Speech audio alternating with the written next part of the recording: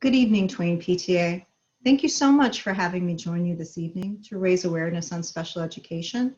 We truly all are special. I'm Sharon Asman, the Director of Special Education for Lawndale School District. I've had the pleasure of supporting Lawndale students and families for the last 3 years in this capacity, and prior to that as a program specialist for the Southwest SELPA, also helping support our Lawndale School District. This evening, I'm going to take a few minutes with you to share a little bit about special education, some stories from students with disabilities, a brief discussion about our Lawndale programs and what is special education, what it is not, IEPs, and ultimately how we support our students in inclusive practices here in Lawndale. But first, I'd like to begin with perspectives from our children, your children, our children. This brief video from children with disabilities gives an opportunity to hear from their perspective what it is that they want from their education. So take a few minutes with me to listen to this video and watch.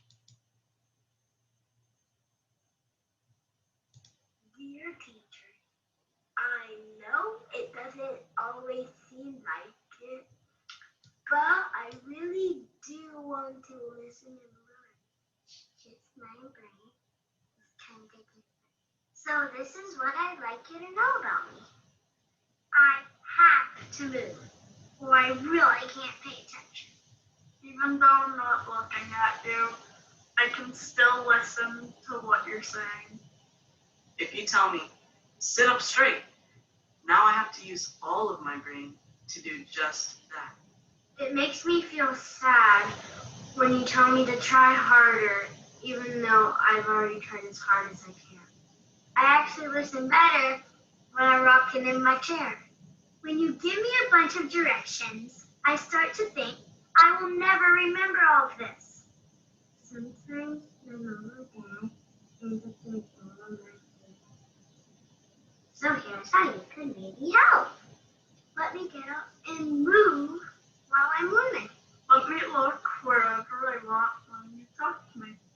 Let me rock or slouch in my chair. No matter what, please don't take away my weekends. Give me a hug, I can do all by myself. Very short. Just ask me, what does your brain need right now? And one more thing. My brain might be different than yours, but it's still amazing. Sincerely, your student. You're a student. Your student. Your student.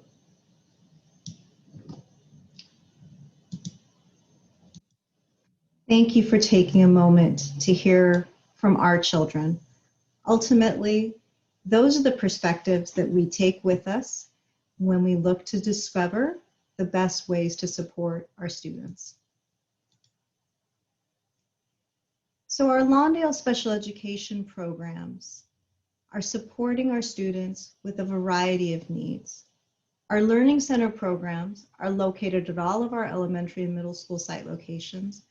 These support our students through specialized academic instruction, in inclusion time in general education, time and support in our Learning Center, and collaboration between our general education teachers and our special education teachers. These are our mild to moderate programs. Our special day class programs support our students with more moderate and severe disabilities who are on an alternative curriculum. Again, we support our students through specialized academic instruction, emphasizing inclusion, and building in opportunities for general education and supports throughout the school day. We have a variety of programs starting with our younger students at the Carson site location for LEAP preschool, our Early Start regional programs for deaf and hard of hearing students and students with orthopedic impairments and multiple disabilities. Also at our Carson program, we have life skills programs at Anderson Elementary and Rogers Middle School, our autism programs at Mitchell Elementary and also at Adams Middle School, and our STAR Middle School programs at both Adams and Rogers Middle School. These programs support all of our students in special education, in addition to services such as speech-only students who receive their supports from their speech and language pathologists. So I'd like to take a few minutes to talk about what special education is. So special education is what's called a broad term used to describe specially designed or specialized academic instruction. And it meets those very unique needs of a child who has a disability. It's provided at no cost to parents. As a prerequisite to eligibility, students must need these services. And I can't emphasize enough that these are services that cannot be provided with modification of the regular school program. In other words, our goal is to support students in general education. And students are referred to special education only after the resources in the general education, regular education program have been considered and have been appropriately utilized. Ultimately, our goal is always to support our students in general education to the greatest extent possible. So in order to qualify for special education, as I previously shared, a child has to have what we call a suspected area of disability. After we have established that there is a suspected area of disability, we determine if a full and initial evaluation is necessary. This evaluation is free, and there's two purposes to that evaluation: to determine if a child has a disability and if they need specialized academic instruction to support that disability, and to get a greater idea of what the particular needs of that child are.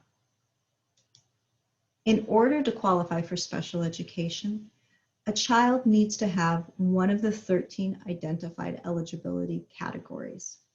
Those categories include areas such as autism, specific learning disability, as well as other health impairment. A child who falls into the category of other health impairment may have a pre-existing eligibility category area such as attention deficit hyperactivity disorder, ADHD, or epilepsy or diabetes. These are all areas that fall into those categories. However, just because a child has a disability does not mean that they would necessarily qualify for special education. As I previously shared, not only does a child have to have a disability, they also have to show that there is necessary need for specialized academic instruction. In other words, a child who has ADHD may be able to be supported in the general education environment with accommodations and supports without the need for a restrictive educational program through special education. A brief overview of the students in Lawndale with IEPs shows you that the three largest categories of identification are autism, specific learning disability, and speech and language impairment. In fact, this mirrors the state of California. In Lawndale, we have a little under 700 students with IEPs. In the state of California, there are roughly 700,000 students with IEPs.